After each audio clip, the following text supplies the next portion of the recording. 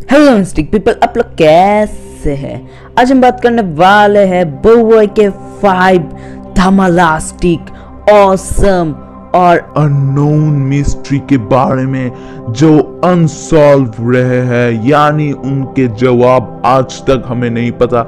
यानी क्यों हुआ ये, कैसे हुआ ये, क्यों, किस वजह से हुआ ये, कुछ नहीं पता है। ऐसे ऐसे मिस्ट्री बंद करो, हाथ जोड़ के मैं मोदी साहब से गुजारिश करता हूँ। उनके अंदर से 5 ऐसे मिस्ट्रीज को आज हम आपके साथ शेयर करने वाले हैं, जिसके बाद आप सोचने में मजबूर हो जाएंगे। बट ज़्यादा मत सोचिए, क्योंकि सोचने का काम तो मेरा है ना, आप सिर्फ सब्सक्राइब कर दीजिए। इसलिए आज का वीडियो होने वाला है बहुत ही मज़ेदार। तो शुरू करते हैं मिस्ट्रीज।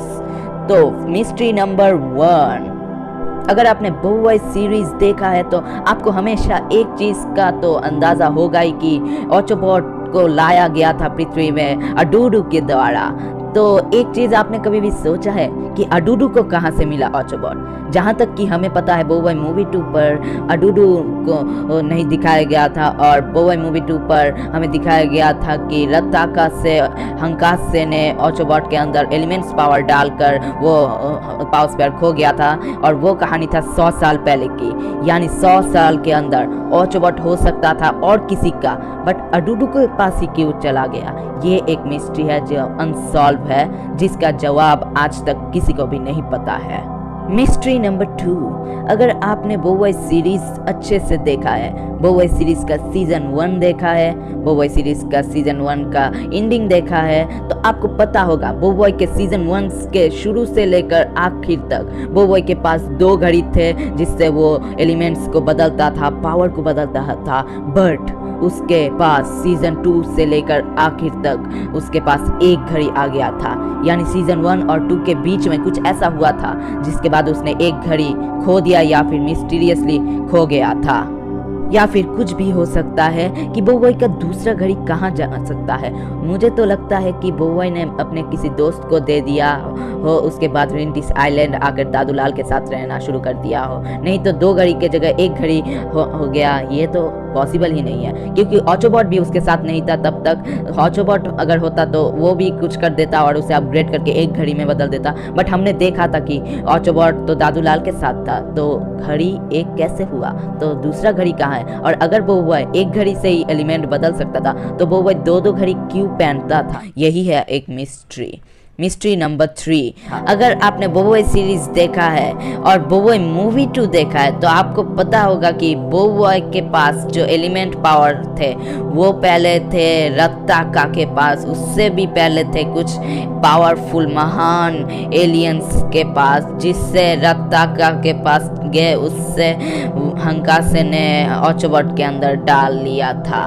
तो एक चीज सोचने वाली है कि हैना, यिंग, फैंग और गोपाल, इनके पावर कहाँ से आए हैं? जबकि हमें पता है ऑटोबॉट खो गया था हंकासे से जब वो लड़ रहा था रत्ताका के साथ, और रत्ताका से एलिमेंट पावर लेने के बाद तो उसके अंदर नए पावर, यानी ग्रेविटी मैनिपुलेटिंग, टाइम मैनिपुलेटिंग, उसके बाद और भी बहुत सारे पावर, शैडो मैनिपुलेटिंग, और भी बहुत सारे पावर, ये सारे पावर कहाँ से आए हैं? यही है एक मिस्ट्री।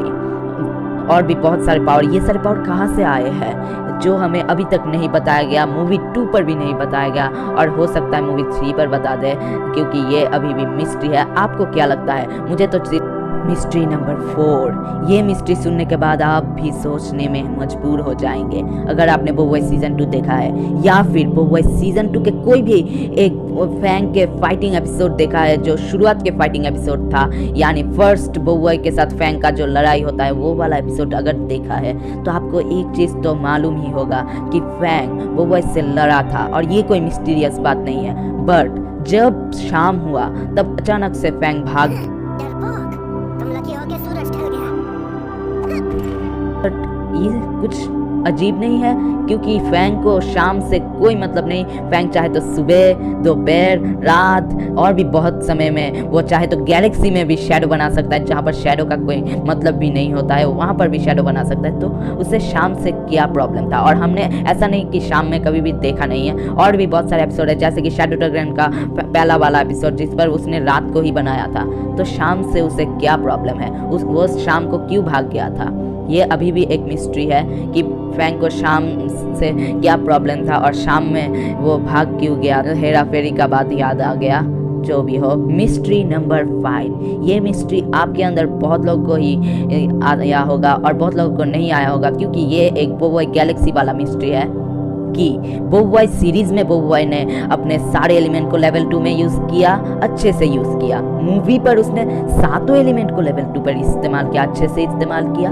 पर गैलेक्सी में उसने हर एक एलिमेंट को लेवल 2 में इस्तेमाल करने में इतना क्यों झंझट दिखाया, इतना क्यों उसे मुश्किल हो रहा था कि लेवल 2 वो इस्तेमाल ही नहीं कर रहा था, जबकि हमें पता है कि बोबॉय लेवल 2 इस्तेमाल करने से बोबॉय आसानी से गैलेक्सी में हर एक बैटल जीत सकता था। फिर भी क्यों उसने गैलेक्सी में अपना लेवल 2 का एलिमेंट इस्तेमाल नहीं किया, जबकि उसने बोबॉय मूवी पर यानी बोबॉय मूवी 2 पर उसने अपना लेवल 2 का एलिमेंट अच्छे से इस्तेमाल करके दिखाया था। और बहुत लोगों को तो ये लगता है कि बोबॉय बहुत समय से एलिमेंट को इस्तेमाल ना करने की वजह से वो भूल गया था कैसे एलिमेंट लेवल 2 इस्तेमाल करते हैं, पर ये बात नहीं है, क्योंकि हम पता है कि बोबॉय गैलेक्सी में बोबॉय ने बहुत बारी इस्तेमाल किया था, बट बहुत ही कम, क्योंकि वो इस्तेमाल कर ही नहीं पा रहा था। ऐसा दिखा रहा था कि बोबॉय ने नया सीख रहा है ये लेवल 2 का एलिमेंट ही इस्तेमाल करना, जिससे हमें पता चलता है बोबॉय का लेवल 2 का एलिमेंट बोबॉय गैलेक्सी में कुछ तो ऐसा हुआ जिसके बाद से वो इस्तेमाल करना भूल गया या फिर इस्तेमाल करने में प्रॉब्लम हो रहा था। जो भी हो, मुझे तो बहुत ही मिस्टीरियस लगा, और भी बहुत सारे मिस्ट्री है जो मुझे आपको बताना है, पर क्या करूँ यार, वीडियो बड़ा हो जाएगा इसलिए बता नहीं रहा हूँ। और आपको अगर इसका पार्ट 2 चाहे तो लाइक कीजिए, कमेंट कीजिए, शेयर कीजिए, जिससे ज़्यादा व्यू आएगा, ज़्यादा वीडियो भी आएगा। इसलिए आज के लिए सिर्फ इतना ही। आखिर में बोल चाहता हूँ एक बात कि सब्सक्राइब कीजिए हमारे लेवल चैनल को, क्योंकि आप सब्सक्राइब करेंगे तभी तो बढ़ेगा मिस्ट्री।